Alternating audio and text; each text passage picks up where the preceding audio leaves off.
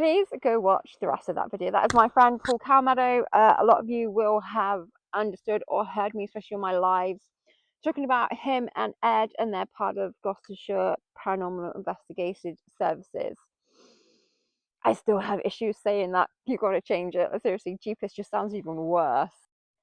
And what he covers in this episode is the Dick Whittington. However, Paul, I have notes. I'm so sorry.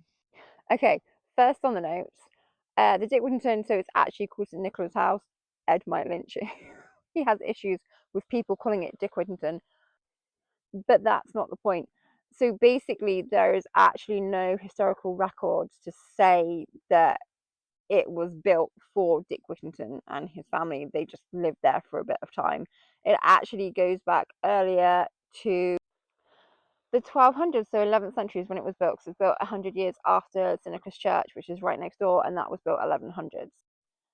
And the servant girl he talks about, we actually do now know where she is buried, and she is buried at the back of the building in the middle of a plague pit.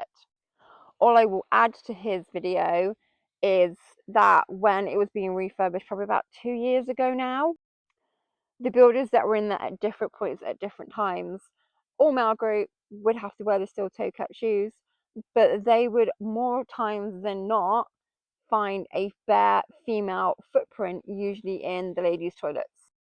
And we're also wondering if the ladies' toilet, which falls in line with one of the walls upstairs, is where she was buried when John buried her after she died from the plague. So this little girl, she was very real. She was a real person, and she died a very tragic and horrible death, and she just got cast off as if she was nothing. But yeah, so please go and watch the rest of that video and go and support Paul. And I love what he's doing, so I can't wait to watch other episodes. Thanks, Paul. It was an amazing video, and thanks, guys. Bye.